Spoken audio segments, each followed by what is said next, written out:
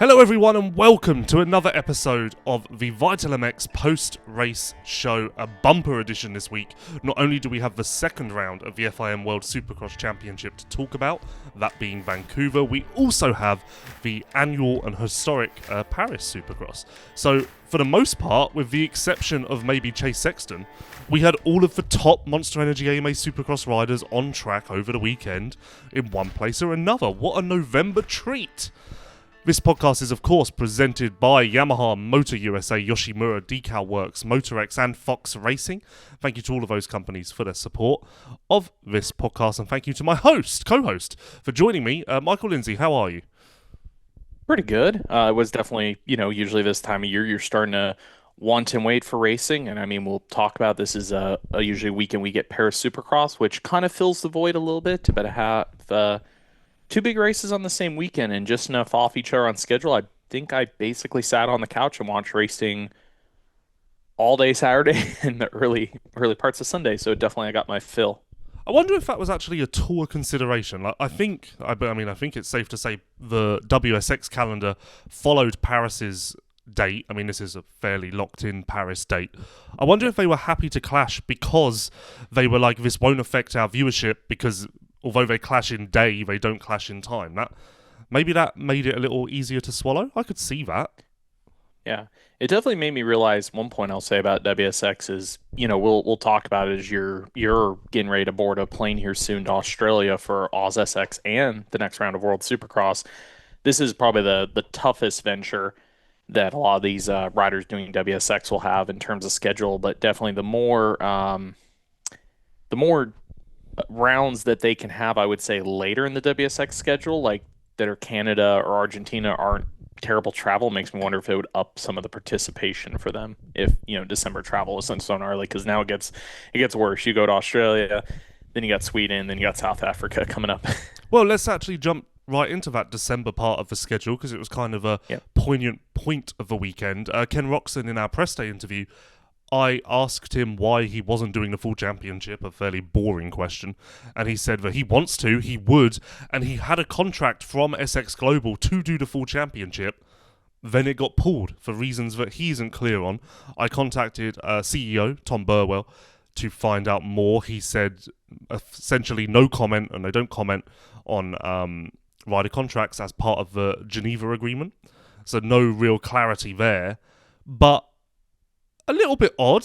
I think you'd want Kenny for the full championship, especially if he's going this far, because the optics of Kenny leaving with a red plate is going to be a little bit weird. Mm-hmm. So I don't know if I'm quite certain why there would be a reason to pull the deal. Yeah, it definitely is going to make, again, you're in Australia for 2 weeks, and this is kind of the last. We have the WSX race, another off-season kind of one-off show race, and then heading into the Gold Coast round of WSX. The optics of the series, the conversations will completely change after this next round because, Eli doing Australia? Yeah, Eli's in for Australia. Eli Hayden's doing Australia, Webb. And Kenny is, and Webb, but Jay Coop isn't. So we have another big splash of names, and then they're all out. Then we're all saying, oh, wait, is it going to be Savachi Craig or Anderson for the title? Also, when we show up and sweep, then that conversation will completely flop. And it'll be just kind of weird after 3 rounds of hyping that, of the Kenny, Eli, Deegan stuff. And then all of a sudden, oh, wait, this is actually the championship. Watching the broadcast, which I haven't done, are they doing a good job of clarifying that Kenny isn't going to be around the whole time? They go back and forth on calling him a PMG rider or a wildcard rider. It kind of gets mixed in the broadcast pretty heavily. Well, of course, officially, he isn't a wildcard because if you look at the championship standings on the WSX website, and this muddies the water further, obviously under bike, you either have your team name or the riders are listed as a wildcard. And at the top, it has a little asterisk that says wildcards are awarded points but not eligible for a championship win. And Roczen is listed as Pipes Motorsports, as he was on the official entry list and all sorts. So he's doing the same thing as Tomac and Deegan, except he's doing one more race, which really that doesn't mean much. But for some reason, he's under a completely different position. It's very the best way of putting it. The water is very, very muddy. ignoring the optics of the muddiness and the conversation and trying to make it clear whether he's in or out, let's just go to the end result. What is better for the series? Ken Roczen sweeping the field again dominantly for another championship? Or is it better that they actually mix it up, whether forced or not? What looks better at the end of the day? Well, Roczen would win the championship going away, and it wouldn't Yeah, even be as a a competition. dominant fashion again. So Yes. I don't know if that's good, because I don't know if that encourages people to tune in Mhm. for the final 2 rounds. And you could argue for Anderson, Savachi, Craig, this championship would mean a lot to them. Maybe less so Anderson, but certainly the two Honda boys. So Mhm. maybe that is the motivation, to have champions and champion-elects who want this more than anything in the world, and therefore that will create a tense and watchable finale. I completely agree with that. I just don't quite understand the way it's been handled. And truth be told, I'm not sure Kenny does either. Yeah, exactly. Like I said, I could see both ways. A gut feeling tells me that because we're multiple years in, Kenny's won all of them except for the 1 year with Eli. Correct me if I'm wrong. I lean into the, hey, it would be great to have the conversation, especially because like a Craig and an Anderson are, kind of on a rebuild career moment. Joey's just the journeyman that is really, really fought to make a 450 career um, work. So those are great storylines. It's just maybe being clear and starting with them. I hate it, but definitely I would have preferred that maybe that was a little better communicated over the first two, and we were, at the end they're calling Ken Roczen the points leader and this and that. And I'm just like, okay, let's be very realistic. They're wild card. Let's talk about the storyline of who's actually racing for the championship right now. Yeah, and equally in the broadcast, make a point of saying Craig is right behind Anderson. This is critical, or this will be critical down the road, because this is your championship battle. I understand that as well maybe doesn't look great, because you're questioning why the championship battle is outside of the podium positions. But there are many ways to skin the cat. But again, to circle all the way back around, the Roczen deal is weird. Tomac, very clear-cut wild card. Deegan, the same. Roczen exists in the middle to a degree, and therefore PMG do, because they technically have a rider who isn't around. And maybe I'm wrong, but at least to begin with, the WSX rules were very strict on, like, your riders have to be there and you have to fill in and all of this. The team lineups were extremely stringent. So it's Well, like the just other weird. example was like Burdome being able to bail out this weekend to do Paris wouldn't have been allowed the first 2 or 3 years. Like if he was injured, it's one thing, but to just last minute go, oh, Wilson Todd's going to race instead of Burdome because Burdome has to race Paris. Yeah, it's I think the loser here is Kenny, though, because I do think there will be a underlying narrative come Sweden of, oh, I thought Kenny was going to be here. Where's Kenny? Oh, Kenny bailed. I don't like Kenny now. I do think that the way it's being posed, it's going to look like Kenny has bailed versus Kenny is not invited. Yeah. And for the people that understand that your top names, your Tomac, your Deegan, Kenny are getting paid extra to be at these races, some people may view it negatively and go, oh, well, Kenny couldn't be bothered to show up for the extra two races he wasn't getting paid extra money for or something like that. Like some people, like you said, are going to take it negatively. So now to go back to the original point, on one hand, I do see the point where, hey, a different champion, the Savachi Anderson Craig storyline is really good for the series. It's not just the obvious answer.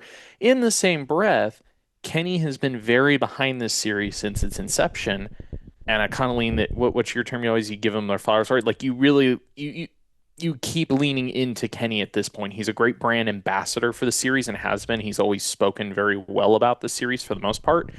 So I think you still kind of have to lean into that and give him his kudos, and if it's pay whatever it is to make it happen, honor the original agreement, because yeah, he's been very behind the series since the beginning, and I kind of think that you have to stick with that.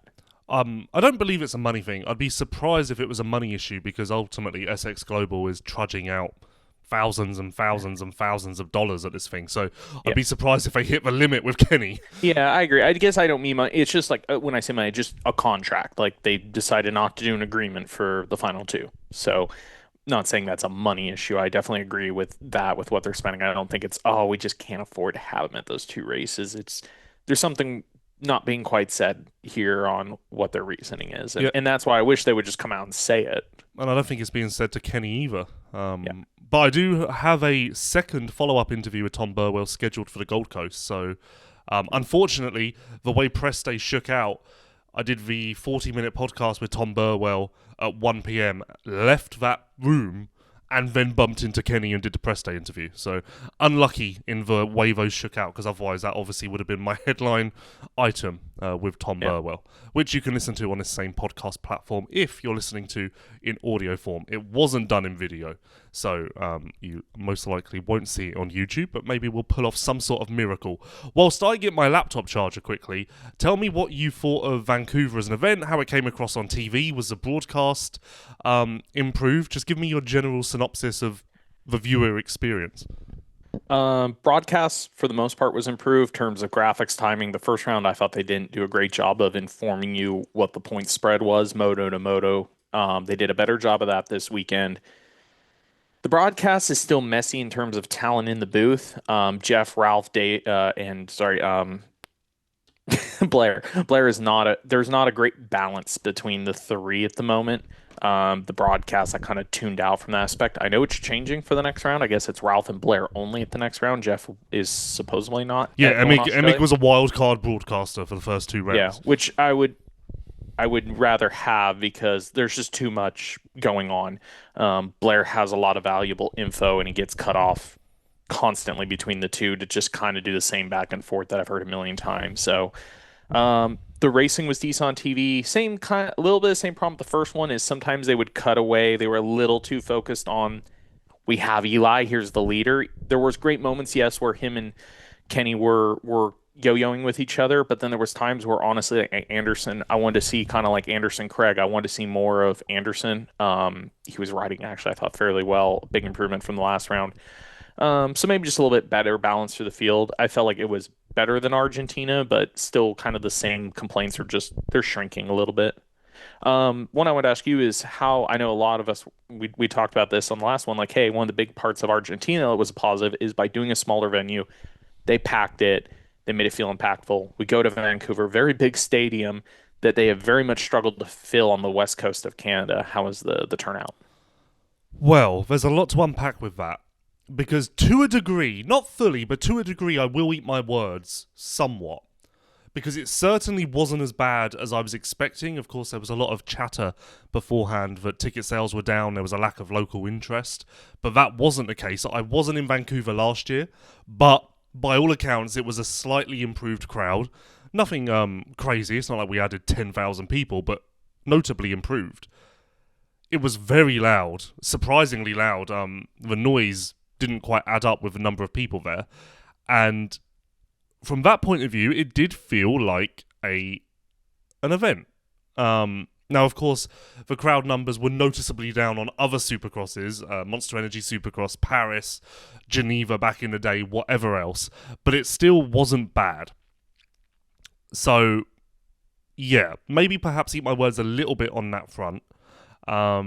Interestingly, when I interviewed Burwell, he did say that Vancouver isn't a long-term home for the series.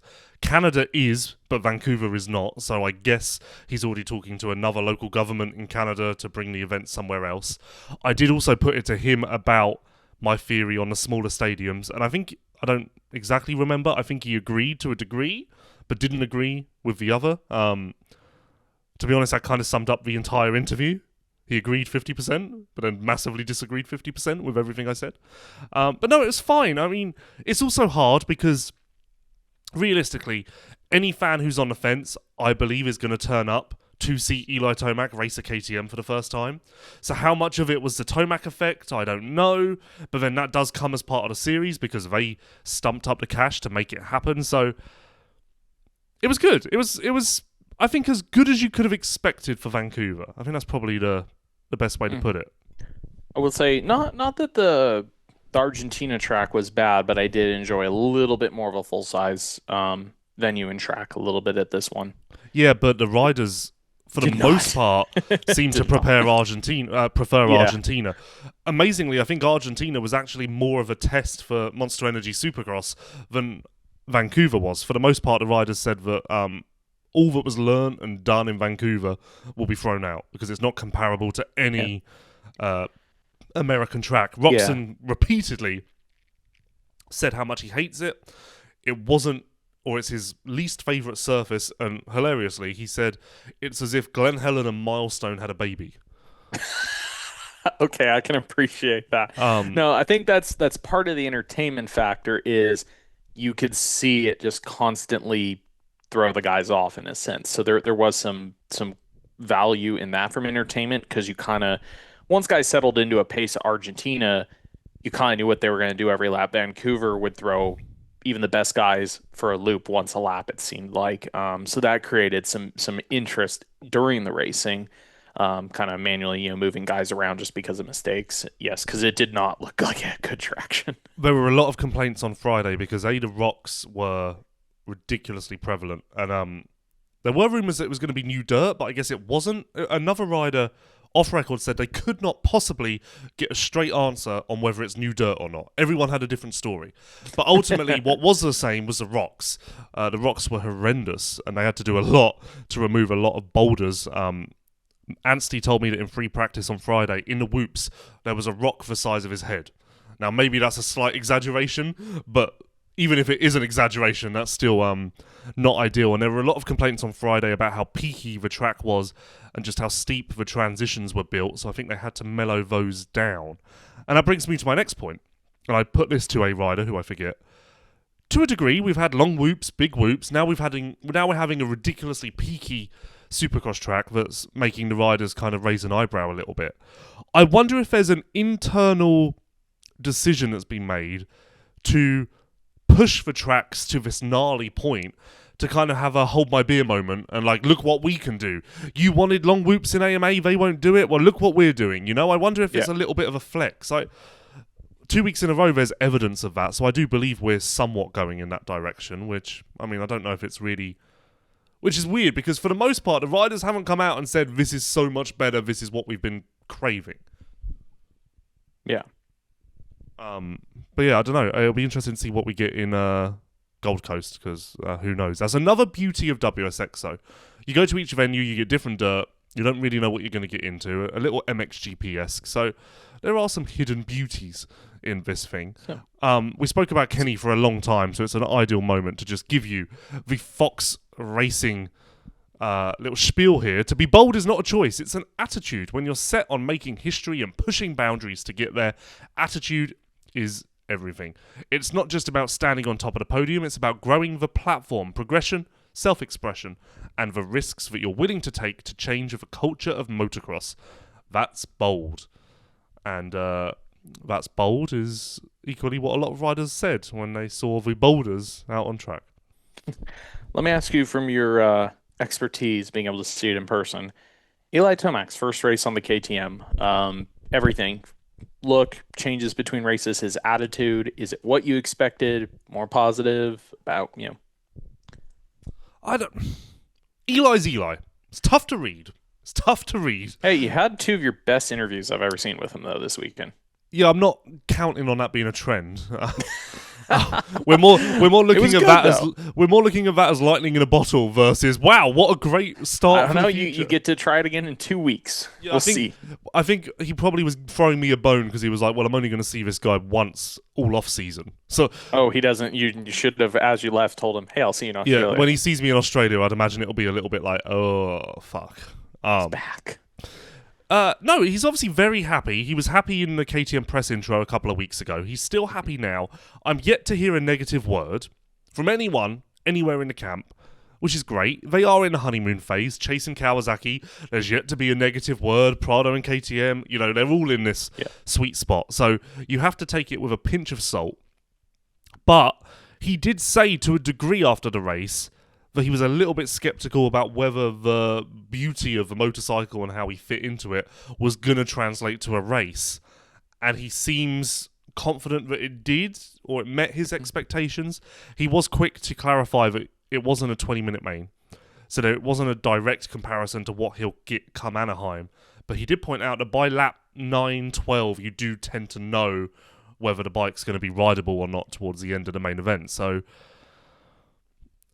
yeah, it's all coming up roses a little bit. And I'm sure that everyone saw on TV in the second main event. The whoops were a little rough towards the end. And we all thought to ourselves, shock, didn't we? I'm sure. Yep. So I interviewed Ian before Eli. And Ian said that he noticed that and went up to Eli and said, like, what do we need to do here? And Eli kind of just was like, it's fine. I'll figure it out. And then Eli doubled down on that. Eli did say he made a gearing change, so gave a little bit more than Ian. But mostly said it was his technique and the way he was squared up on the motorcycle. So even that, I really did think that was going to be the moment that broke the harmony. Because it did look very untidy, and I don't recall ever seeing Eli look like that in the whoops towards the end of a race. You know, Eli's fairly consistent from top to bottom in the whoops. So that was the only blip, though, and it doesn't seem like it was a blip, just a blip from the outside looking in. So it's all coming up good, and I've never seen Eli whip like this. Yeah. Like, little turn downs, like it's weird. I don't know what the KTM would bring, why the KTM would bring this out of Eli. It's bizarre. Do you have any insight on this, or why the KTM would be more whippable? It's weird because from a playful character, if you go stock to stock, the Yamaha usually has a lighter, nimbler feel in the air. I do know that Eli seems extremely happy with engine, which can create some of the playfulness on a takeoff. A lot of it, he seems very happy with how planted the bike feels. So I don't know if he just feels very comfortable on the phase, like how the grip feels right before he takes off, and he's willing to really lean into it. It's kind of weird because most guys transfer to an Austrian bike and are usually a little less playful. They don't whip as much. They don't push through. They kind of go to more of the old school push to the front end. They don't tend to toss it around as much. And whether we do a shootout or ask riders have jumped around, almost every one of them, they jump back on a limb chassis, go, I can toss the bike around a little different. Like KTM just kind of wants to plow through things. But I don't know if it's just even partially attitude. I maybe it's honeymoon phase, but I don't even remember Eli being quite this energetic and poppy when he even went to Yamaha. I would be interested, obviously the most recent gen Yamaha, we know he wasn't as happy with it as his first stint with Yamaha. So I'd be interested to see this comparison if he was coming off of the Yamaha he really loved onto the KTM, and whether he'd still be as happy, he'd still look this different, you know? Or maybe this is just he was so salty towards the most recent Yamaha that he's just happy to have a change, you know? One other point about Eli in relation to coming off bikes, I thought a really interesting part of one of your interviews with him was him kind of really admitting to he likes off-season racing. He likes shaking down the bike, and he felt like at Cowie that actually was, you hit him with, was your time at Cowie not being able to do those races, was that a negative? And he agreed with that. Yeah, and even more interesting, I didn't realize that these two things come together until just now. So when I interviewed Ian after the race, I said to him, happy to let Eli do these races? And he said, yeah, it's important, I think. Important to have a shakedown, the normal spiel. And then it hit me, and I was like, well, on that note, if I remember right, you did the Monster Cup with Webb before his first season. You're now doing this with Eli. You did nothing with Chase. So would the whole Chase thing have gone differently if you'd forced him onto a racetrack? And he was stumped. He went, to be honest, I've never actually thought about that before. And I was like, that's the journalist gold standard. When you can get hit with one of those, you really feel a little bit special and like you've done something. But it's interesting. Chase didn't do anything. Now we know Chase to begin with on the KTM was going around the whoops all off season. So I don't think Chase was ever in line to do a race. But maybe it would have made a difference and sped up the I don't know. It's interesting. It's certainly a bit of an anomaly here because Tomac is very happy. Webb was very happy when he first joined KTM. Chase was not, and Chase was the one who didn't do any racing. I feel like there's a trend to explore. I know this goes back to something Aaron told me at Media Day, is that the team, even at Webb's worst, how it is with Eli right now and how it was at Chase, he said Coop's worse, the tone in the team matched more towards Eli than it ever did with Chase. Yeah, poor Chase. And if you listen to my interview with Ian, there's a couple of remarks. Let's put it this way: his nice teammate didn't put it on the team; he put it kind of on the rider. But if you listen to my interview with Ian, there's a lot of remarks that you could take as a slight to the previous era. A lot of remarks about how calm Eli is, how he knows what he wants, how it's a pleasure to work with a rider who's so focused on being at their best and all of this. And even towards the end, the last quote from Ian, which was actually really good, he said, "I've seen this before with some of the greats, and it's flashing before my eyes again." Obviously referring to his time at Carmichael and whatnot, Chad. But then also I'm like, is that a slight? Because is this a slight that you didn't see this with Chase and Coop? Like, I don't know. Maybe Coop. I still hear like pretty positive things out of that group about their Coop time. I mean, I guess you could take it as slight, but also I think they are tremendously excited to get him in the circumstance and everything. It is funny. I think might have been even on the TV interview, and he's mentioned you, he's mentioned me, like everybody is. He keeps referencing learning, like the whole, like he keeps referencing the now I know how he thinks, like all those years we were racing him, now I'm starting to know why certain things work out how they do with him and how he thinks and how it works. I'm surprised that Eli didn't mention his DeCal Works graphics in any interview, but that's probably because he was just so astounded by the quality and the feel. He's never seen anything like it before. He probably believed he was being pranked and therefore didn't want to make himself look silly by admiring them publicly. But no, Eli, you're not being pranked. That is really the quality that you get from decalmx.com. And not just you, Eli, but the consumer as well. Yes, head to decalmx.com to get the Eli Tomac look or customize your entire livery. Yeah, you can make it look whatever you want. That's what DeCal Works offer. Thank you to them for all of their support. And of course, Eli debuted in winning style, not only with DeCal Works, but Motorex as well. Motorex, known for high quality engine oils, also have an entire line of clean care and lube products to keep your bike running strong and looking great. Maintenance made easy with race-proven Motorex clean care and lube products.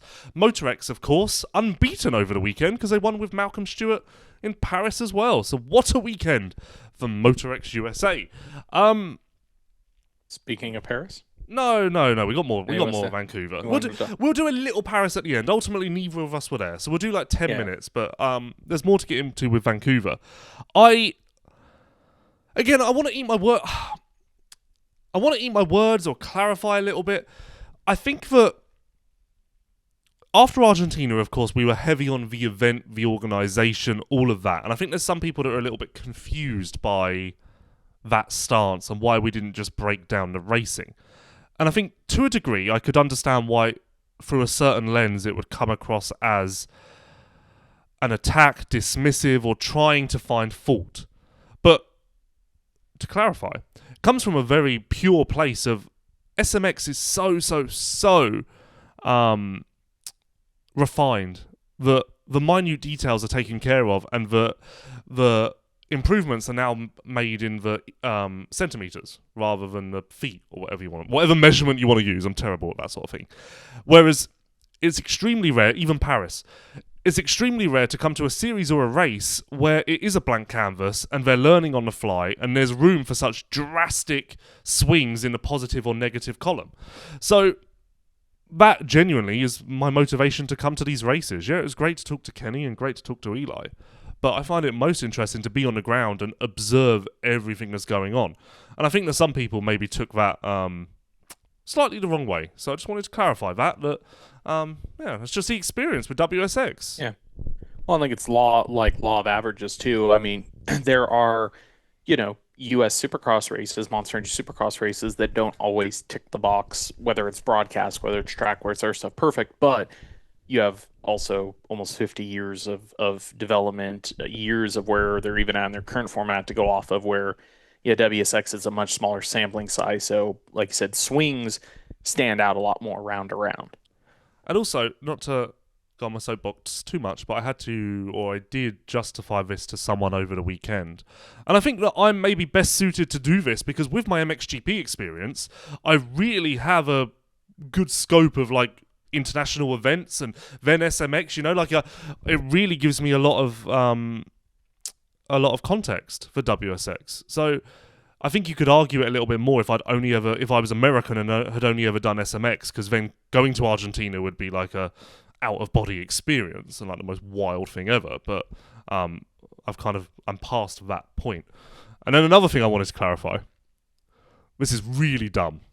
So last week on this podcast, when I said I'm surprised they went with an all-American booth and you'd think it would be better for their mantra to have a bit of like a mix of nationalities there. That wasn't me petitioning for a DEI hire, to be clear. That wasn't me arguing about the lack of diversity. I got a lot of DMs about this. I didn't think you'd be on a podcast crying about diversity. No. I don't care about that. Merely just saying that WSX are peddling the global aspect, and you'd think that they'd want a global presence. I don't care. Anyway, I just wanted to get that off my chest. Bothered me, that did. Because who would have ever thought that would be a complaint? Anything you want to get off your chest? No. Well, that's what happens when you're in the off season. when you get to the races, you end up having a lot to get off your chest. I find when you're in the off season, you don't really have much to say. But no. So Craig. Okay, I wanted to talk about Craig again, and I want to say exactly what I did in Argentina. He looks really, really, really good, even if it's not in a race and it's not even on a fast lap. The things he's doing, he looks like Christian Craig. It's genuinely exciting. I don't know if it's coming across on TV, but I'm genuinely stood on my seat with positivity over the way Christian Craig looks. And maybe we get to Anaheim 1 and it doesn't convert at all and he finishes 13th, but maybe it does. And that's going to be a big narrative for me in our preview shows, because I'm back to the point with Christian Craig where it's a little bit of an unknown to me and a little bit of an exciting one at that. I agree in a sense, but don't like actually seeing him on the bike. This is exactly how I felt when I saw him on the Yamaha last year, because he just did not ever look like himself on the Husky 450. So on the Yamaha, I was like, Christian again. He's doing Christian things. It didn't pan out, of course, but we've also heard from him otherwise. So yes, I'm in the more positive camp with you with this situation in the team. I'm more open to the results improving to a better Christian Craig this next year, but I'm also equally reserved. See, I disagree. I never saw it on the Yamaha. Okay, he looked better than the Husky, but I still felt like on the Yamaha he looked very stiff and a bit rigid. Maybe that's context again, because we all knew that the situation wasn't ideal. He wasn't riding as much as he should be. He wasn't really a rider. So maybe that context makes you view it differently. But yeah, I don't know. I definitely didn't think it looked like this. And he's so happy. You interview him, he's joking, he's smiling. It's a joy. Let me hit you with one more, though. We're talking openly about Supercross. Do we know yet if he's going racing? No, I can't remember what he said in Argentina, but I'm pretty sure he said 100% when I interviewed him, or asked him off record. One of those. I definitely asked him, and he made it sound like it's without doubt.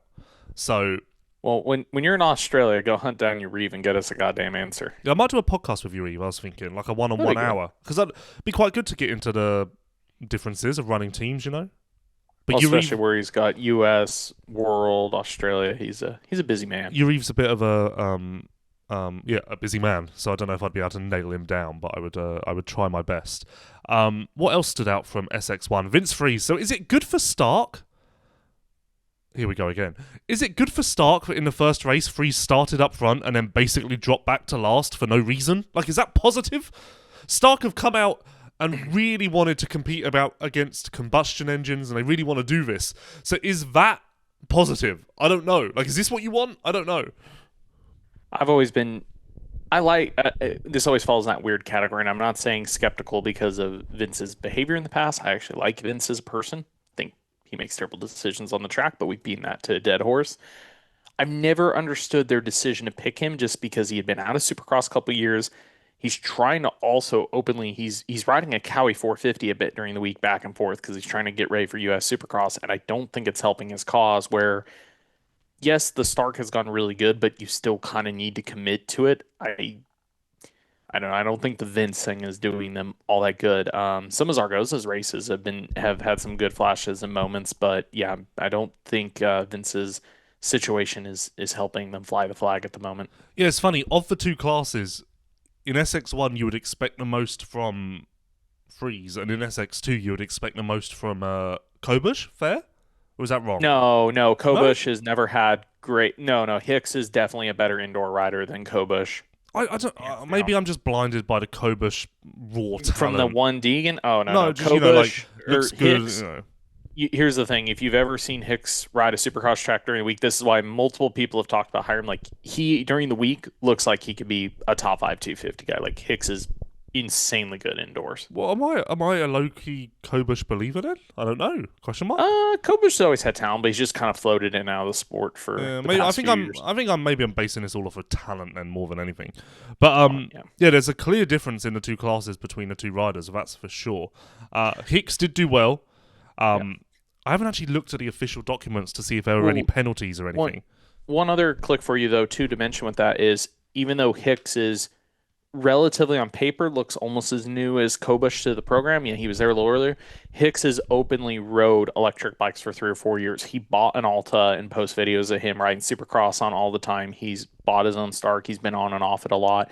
Similar as Argos, I feel like they're very committed to the program, where Kobush came in late and Freeze has 1 foot in, 1 foot out. I do think to make the program work, they need people that are full in. Well, when I interviewed Freeze after the race, he literally was gushing about how this is the best bike in the field, this is the most fun bike to ride, give it time, this is going to be the future. Like, to be honest, it did feel very company spiel sort of thing. Like, I was kind of like, yeah, cool, can we talk about, something with substance? But he was heavy on the sales pitch, and maybe it was genuine, maybe not, I don't know, but it was heavy. So I, as I said, haven't checked if there were any Stark penalties. I guess not, because we would have heard. But there was a penalty, a disqualification for Devin Simonson for not completing the sighting lap, which makes zero sense because, first of all, both in America and MXGP, riders skip the sighting lap all the time when it's muddy. Yeah. And MXGP is using the FIM rulebook specifically. Yeah. That's when I read that, I was shocked because I was like, I've never heard of this in MXGP, and I would think the rulebook was the same. Yeah, like Anstie said to me at dinner that night, he was like, well, if it rains, I would have skipped the sighting lap. So would I have just been disqualified and no one would have told me? And I was like, yeah, probably. Like, I don't know if that was like a... Because I thought he was going to get penalised because he came to the gate... He had a bike problem. That's why he skipped the sighting lap. He came to the gate so late that he essentially had a rolling start to a degree. He had a terrible start, but technically it was a rolling start. So I expected a penalty for that reason. I wonder if this weird reason is just like a Trojan horse for a penalty for that. I don't know. Speaking of technical issues, what in the heck happened to Shane McElrath over the weekend? Okay. So first of all, we haven't even explained. This was very confusing on TV. He was on his old bike. He wasn't. They rebuilt it in the pits. There was a stock engine. There wasn't. Nobody really had a clear idea of what was going on. Lewis and Shane on tour. Me and Shane are on the same program right now. We're both stuck in San Francisco. So a lot of Lewis and Shane time. He did explain to me, but honestly, it's so hard to follow that I'll never be able to recite it. Essentially, bike blew up in first practice, and then troubleshooting the rest of the night between rebuilding, swapping motors, spare bike, race bike. Essentially, it seems like every time he was on track, it was a different situation, and every situation wasn't correct. Is kind of my takeaway. They cut to him on the second and the third race sight lap, and he was constantly like doubling stuff and blipping the bike and looking down at it. I felt like my own heart rate was elevated for the poor man. Yeah, you have to feel sorry for him because he has had a tough go of it the last couple of years, and the 250 class in these series has kind of been where he's found some stability, and now he doesn't even have that here. Even in his travel schedule, as I said, he's also stuck here in San Francisco. But he is doing WSX Open, actually. I don't know if that's known because he's not doing the Australian series, but he is. Savachi and Craig are not. I thought that was quite interesting. But yeah, Anstie won SX2. And we really disagreed with this. So I went for dinner with him after the race, and we debated this to the death all night. Because I say it wasn't very good. A lot of mistakes, very messy. Shock should never be that close to Anstie in any form. So that is the meter in which I say it wasn't a success. And he says he's happy with an Argentina. This is really, really, really good. He couldn't be happier. And we literally debated this to the death. And his reasoning is this. He's always one of those riders who lets things bother him, and like if the lead up to the race isn't ideal, then it bothers him and whatever else. The lead up to this race wasn't ideal. He was sick all week, had travel issues, etc., etc., etc.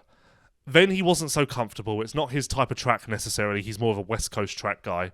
All of this, the fact that he capitalised and executed, made him so happy, and he said it will give him confidence come AMA, because when there's a week that doesn't go well, he'll call back to Vancouver, which does make sense, but still, it's bizarre to me how happy he was with it. I don't know.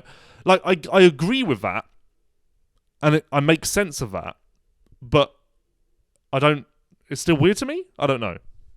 I get his point, but yes, the on-track performance I thought was survival. Sloppy. At some points. It was sloppy. I mean, he's been pretty damn sick this last week, right? Yeah, he had an ear infection, antibiotics. Like he said, I googled what antibiotics do to you, so that was in my head.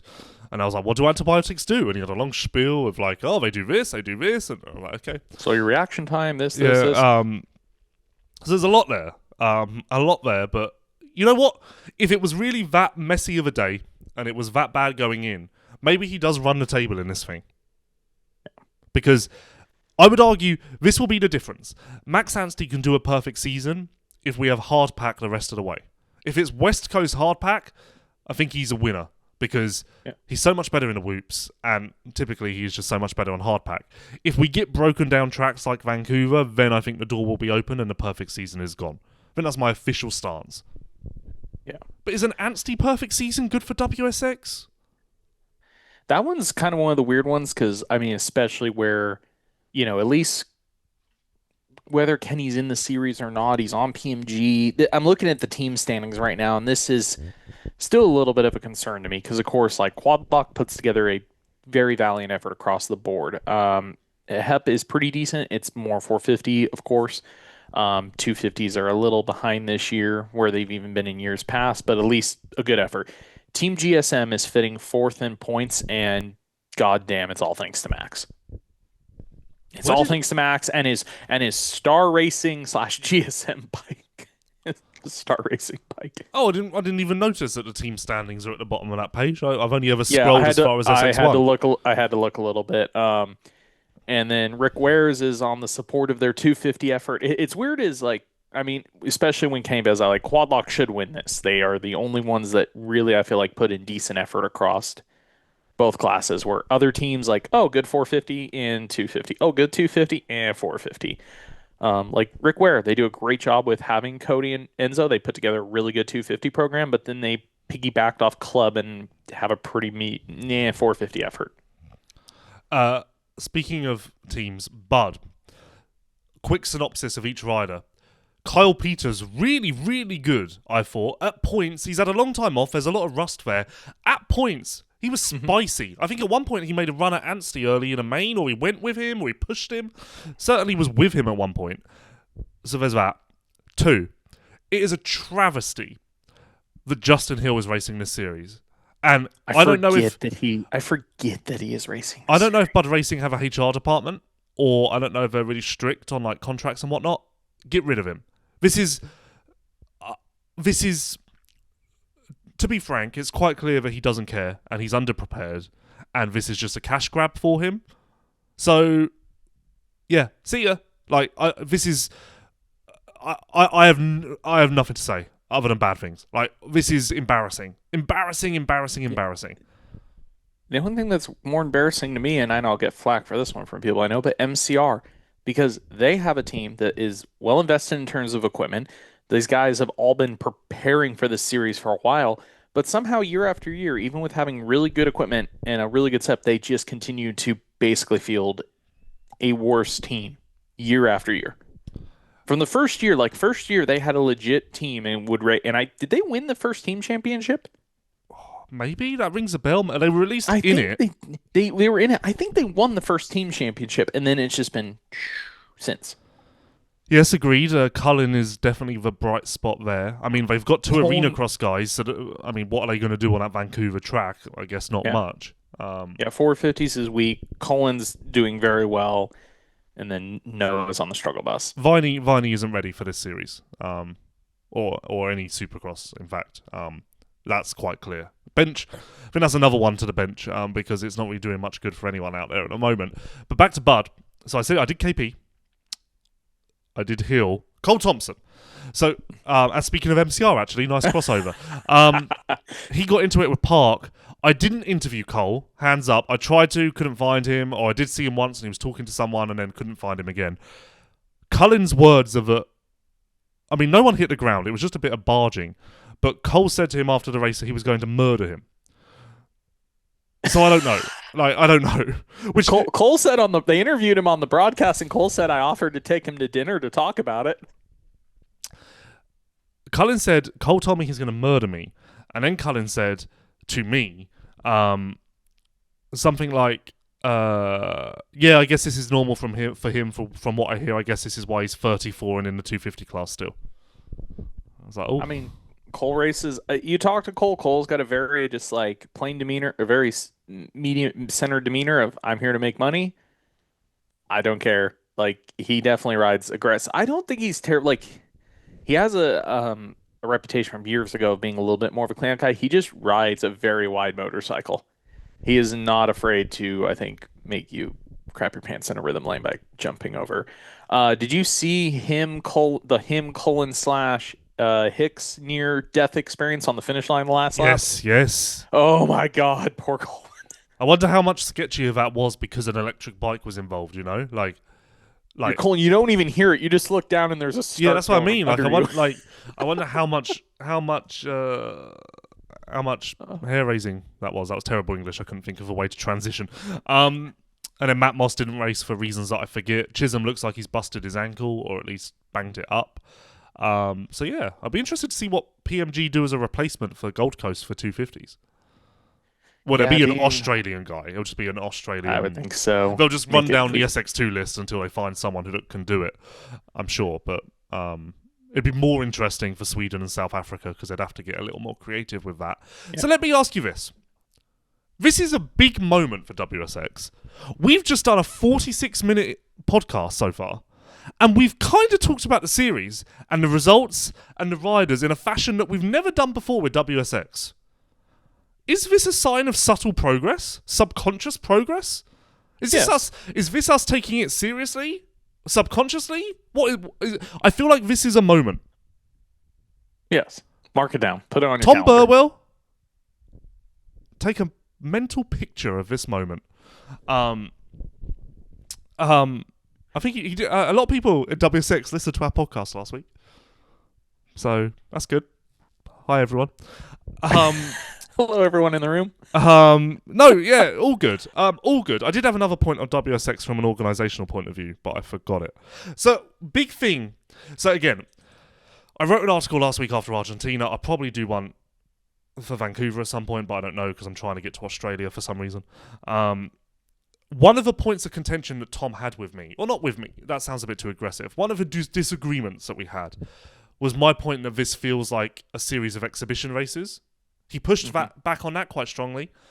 This was before Vancouver or in the daytime. So I said, oh, well, we'll see this weekend. Like, this weekend will either tie it all together for me or I'll feel like I'm at a completely different event.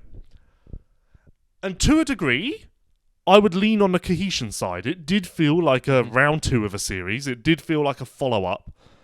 Even having Tomac there in a slightly different field, it didn't feel like a separate event. But still, it didn't feel like going from Anaheim to San Diego. So I don't know how you categorize it. But it was more than Paris and Geneva, but less than Anaheim and San Diego. I mean, having watched both it and Paris back-to-back this weekend, I think maybe actually watching an exhibition race helped me a little bit because, to an extent, WSX does take themselves seriously. The format, the on-time, like Paris was super off-schedule. There's a lot of breaks. There's a lot of showmanship. There's a lot of, beat around the bush time and stuff like that, where when I watch WSX, I'm like, okay, back-to-back, yes, we still have our quarrels and qualms with the series, but it is moving in a direction where, hey, I am looking at this as a championship I'm watching. I'm not just looking at this as a race I sat down to watch for the weekend, where the exhibition race Paris gives me that vibes. Apologies for repeating myself if you did listen, but I know you haven't, and there's probably a lot of people that didn't see it because it went up Saturday. So in the Tom Burwell interview, I said to him 2 statements, and give me your honest reaction. 1, this is nowhere near SMX, not even in the same league, and he said agreed. And then I said, second statement, this will never be as big or in the same league as SMX. And he said yes.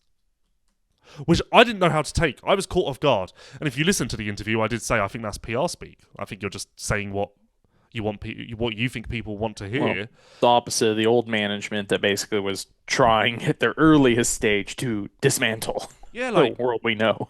Because then my question is, well, if you think that, what's the point? Or is there a space for... I don't know. Like, I encourage everyone to listen to the Tom Burwell interview purely because I think that everyone's going to have a very different take. I think some of you will listen to it and go, now I support WSX, and some of you will listen to it and go, now I don't.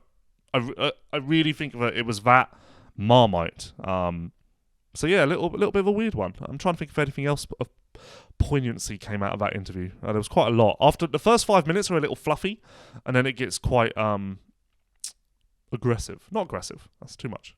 Quite fierce, let's say. Anything else WSX wise? Who else did I talk to? The Kenny thing was big news. The Eli thing was big news. No, I think we did WSX quite well there. Again, big progress for the series. So 10 minutes or so on Paris, and Paris, of course, included the Lawrence brothers, and I really expected I was going to have a Yoshimura win spiel to give you this week, but I don't. All I can tell you is that in a weekend where everything went wrong for the Lawrences, the one thing that didn't is that Yoshimura power, and you can get your own at yoshimura-rd.com. I mean, if it wasn't for that Yoshimura power, I don't know if Jet could have done the quad on his stock CR450R engine. If it wasn't for the Yoshimura power, Jet may have come last. It was all the power. Zero rider. The credit goes 99% power, 1% rider. One day, there's going to be an expose, and we're all going to find out Jet isn't as good as we all think, and it was all down to the exhaust system. And we're all going to be shocked. You wait. That's my best attempt at conspiracy journalism. Yeah, but what did you take away from Paris? You watched it a lot more than me. Hello? Well, Paris, sorry. I saw working email. I had to look at. Hello. It's definitely not, of course, what I expected. Number one, I think it leads, into... It's weird because it's a exhibition race, but leads into the next exhibition race with interest more away from the racing, but the conversations. I'm very curious to see how the Lawrences rebound, what the conversations are like. If anything, that kind of puts a little more spice in off season, because if Jet would have gone out and won 5 out of 6 mains, 6 out of 6 mains, won Super Pole, I'd be like, it's Jet. Shocker. So, I mean, a great Malcolm performance across the board. I think a lot of people put a lot of weight into the first Super Bowl, seeing Webb's great times. I know, like, reading the comments on social up here, like, hey, Webb usually in the off season is a little more off. This is really great. So I think the Malcolm and Webb performances have given a lot of people some hope, something to talk about, and the Lawrence's rough weekend has given people something to ponder about. So the on-track action, smaller track, like I always liked the presentation of Paris. On-track racing was pretty mellow in the 450s, but the resulting narrative is almost the most interesting part of Paris this year. Yeah, Paris has done a lot for WSX Open, because I think there's now a lot more interest and intrigue with the WSX Open based on the Paris results. It's just a shame that, to my knowledge, unless I'm missing someone, last year we had the Lawrences and Webb as a reference point, but this year it's mainly just the Lawrences. Unless I'm missing someone. But, yeah. And actually, this was my point to bring it all together. My biggest takeaway from the Tom Burwell interview is I kind of want to scream at him, how do you want us to perceive this series? Because if you don't want to be compared to SMX, do you want to be compared to Paris? Do you want to be compared to Geneva? Do you want to be compared to Arena Cross? I don't know. I'm still none the wiser about what lens I'm judging WSX through. It's probably the best way to put it. Well, let me ask you this about the weekend. So I know a couple of weeks ago when we were talking about some of these races, you personally were disappointed to miss out on Paris this year.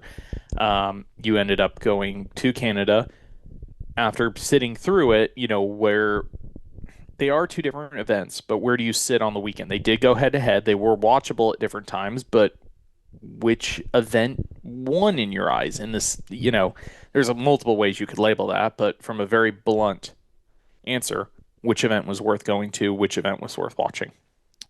Well, first of all, there's going to be prejudice because a lot of my friends were in Paris. Two of my friends were in Vancouver. So naturally, that does make it a better experience, doesn't it? There would have been 100 people for me to talk to in Paris, whereas there wasn't that in Vancouver. So I think that bias does have to be referenced. In hindsight, from a content perspective and a job perspective, I do think that the Eli and Kenny interviews were better than what the equivalent would have been in Paris. So from a job and career point of view, I'm happier I went to Vancouver versus Paris. However, I think Paris is maybe a bit of a better show. The history of the event adds an element to it. Vial on a Honda, as I've banged on about, very intriguing to me. And actually, Fox Racing, Yoshimura, why didn't I use Vial for any of that? Fox Racing and Yoshimura. Tom Vial, look at that. He looks trick, thanks to Fox Racing and Yoshimura as well. So, yeah, happy I went to Vancouver. By no means am I like, I wish I was in Paris. And that actually didn't cross my mind at all over the weekend. Because I was very happy with what Vancouver gave me as a journalist. But I still would have liked to have been there to see all of my friends. Like Jeffrey was there, Rasmus was there, Kai was there. There were so many people there. That would have been nice. But nonetheless... Let me hit you with one. So me and you were both texting about this pre-race is the social clips that came out of Tom, speaking of him in Fox, the debut to Honda. Like, I think your exact words I said, why does Tom look so different and so good on the Honda? And you text me back, I'm literally obsessed right now with this. And with that, where were your expectations going into Paris? You know, with Tom, were you kind of on the hype train a little bit like I was there? I bought into the hype too much. I bought in the hype. I really did. I was disappointed. Yeah. I don't know why. I don't know why I was hypnotized by the photos of Tom on a Honda. Like he looked so. I rewatched trick. that. I rewatched that video clip we reposted probably 15 times. A lot of people, a lot of riders said that I was being caught up in the hype train because that track where he posted the video from was super tacky and anyone would have looked good around there. So I got pushback from the riders on my hype train. And ultimately, Tom did in Paris exactly what you would have expected him to do, which was a fringe guy between the AMA guys and the French guys. But still, I don't know if my excitement for the photos and everything is because low key I know that's a prequel to Jeffrey. So like I'm a little bit like, it's almost like the first Jeffrey teaser. In a way. Mm-hmm. So maybe that does it. I don't know. I don't know. Anything else from Paris? Honestly, there's not that much to take from Paris. Win for WSX as far as this podcast goes. They get a lot more coverage. Speaking of Tom on Lawrence violence, little shocking when I sent you the screenshot of them basically headbutting into each other. That, poor Tom. Poor Tom. Because it's not ideal. It's a bit awkward, and poor Tom, because obviously he didn't mean it. And there's still a lot of maybe Fox Racing should sponsor the Tom Vial apology corner, whatever it was called. Because I saw a lot of online hate, like someone tweeted screenshots with "This is a two-time champion," etc., etc., etc. And let's lay off Tom, please, for the love of God, give him a break. Webb was in Paris. Yamaha Motor USA sent a package for Webb to compete. Of course, Yamaha Motor USA, a loyal supporter of this podcast, and we thank them for everything that they do. Come Gold Coast, the end of my trip, I'll be there with Deegan and Webb. So Yamaha Motor USA are really representing across the world this off-season. But your takeaways from Webb? Just a Webb weekend? Webb weekend, I think, like I said, the speed was a little bit more positive. I was surprised that, come gate drop time, I really thought that, Malcolm had the best of him kind of across the board. But is that a surprise? Because we know that Webb in Paris and off-season events can typically not be representative. So is it a surprise? Maybe it is a little bit because last year in Paris, Webb was so much better. So that shifted expectations, but maybe what we've learned is 2024 was the anomaly? I don't know. Maybe. One interesting one is I was surprised how much it's common in the past. So Webb's situation is a little different than Lawrence's and Malcolm's is too, because they took full factory bikes. And we know prior, like last year, the same thing came up as because the Lawrences have to go straight from Paris to Oz, that they basically just took chassis parts and ran stock engines. I was surprised how much it got brought up this year. Like, it was the narrative through pretty much the whole broadcast. Spoiler alert for WSX, but my line of questioning for the Lawrences will be this, because I'm genuinely curious, and I may be barking up the wrong tree completely, but we saw how much they struggled at the start of 2025 Supercross with the new Honda in Supercross. Then they both got hurt. So in my mind, I'm thinking they still struggle come Anaheim 1 next year because they haven't had the seat time and the race time with the new model to really work through the gremlins, and that the injuries in 2025 Supercross will loom large. I don't know if that's irrelevant and I'm overhyping it a little bit, but that's where my head is at. Yeah. Like, I almost wouldn't believe it if they're like, yeah, it's great, we're really happy with the bike now. I'd be like, well, hang on, what could have happened between Tampa, when Hunter got hurt, and now just a couple of weeks of testing? Yeah. Well, I know big one, so outdoors, one thing that's interesting, so they went to Paris. Yes, they didn't bring engines, but I'm looking at photos to just double check myself before I eat my words. They did bring chassis, so the full gusseted frames, which they didn't start racing till the second round of outdoors. So the only real indoors experience they have on back to production link, back to outdoors, they're running 16 mil shafts, complete production shafts out of production bodies. They were running the gusseted frames. Other than the 3 SMX races, they haven't really rode Supercross on those yet. So there is still kind of that mystery of they're throwing all these items at now, but they didn't race Supercross with this last year. So they are still working through that, but then the power changes how the bike loads. This comes back to one thing that Hunter, I think it was Hunter, said to me late outdoors, and we'll see if they follow through. You will probably not see the Lawrences at off-season races next year. There's a new bike coming again, and they seem very adamant they were not going to do much next year. Well, credit to Steve Mathis of Pulp MX. I listened to his post-race interview with Dazzy, and Dazzy said that they've already clarified with Eric they're not back. Yep. And also Dazzy said, which obviously we heard, but Dazzy said they weren't planning to do the Nations, but because they won again, Defending. They will be doing Erne. Yeah. But that's it. Hard line drawn at Erne. That fits with what I believe Hunter, I was talking to him and Jacob, and he made a joke about he's like, I'm not doing anything. I said destinations, and he was like, probably not that. But then he paused and he goes, well, if we defend, we kind of have, but yeah, they won't even do their WSX race next year, Paris, I think any of that stuff, because they have another new chassis coming and a new engine. Yeah, which, I mean, fast forwarding quite aggressively, I'll be very interested to see what Paris and WSX Open do to fill that gap next year. In fact, I'm going to do a one-on-one interview with Adam Bailey in WSX, and I must remember that to be my questioning. Does the WSX Open now solely rely on the Lawrence brothers, or can it survive still without them? That, make a mental note, Lewis and listeners who can remind me. Well, I was going to say it makes even the WSX conversation next year, though, interesting is, depending on these deals, does your WSX go more heavily after an Eli, more heavily after Kenny? And if there is conflicting events, like how does that affect it all? That's nice. Photography during the podcast. Someone was asking where I was. Also, it's interesting from a WSX point of view. I must fucking write this down because this is actually really good questions for a promoter. You have a notes section in your phone. Get on it. Well, normally a hotel has a bit of paper on the desk, but this one doesn't for some reason. I must review them. I'll send you a text. Fuck, what was I going to say? This is why I needed to write it down. So this year, WSX has really been able to capitalise on Deegan's first 450 race and Eli's first KTM race, and those are headline items. Next year,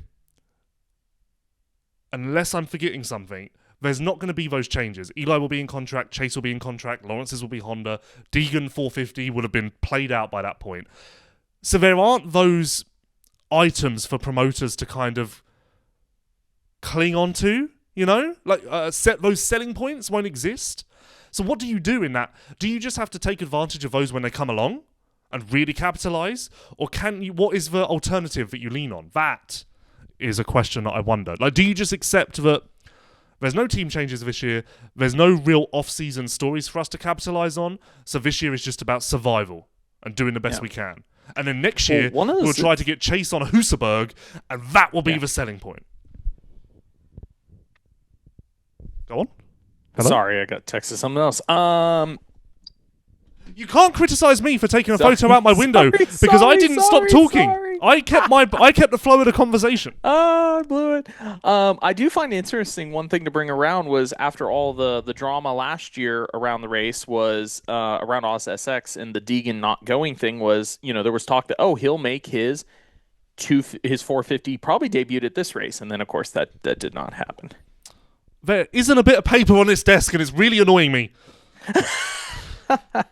Anyway, we're done. Or unless you've got any final thoughts. Nope, that's it. Barely got that thought out, let alone a final one.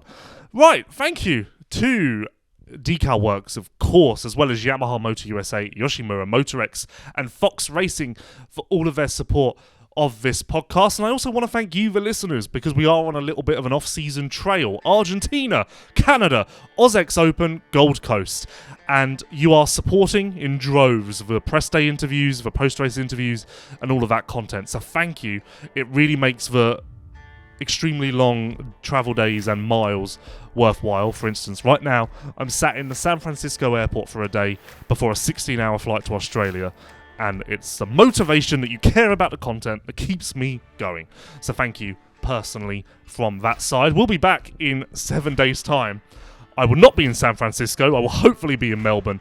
And we'll be recapping everything that I saw and learned in my first OzX Open experience. See you then.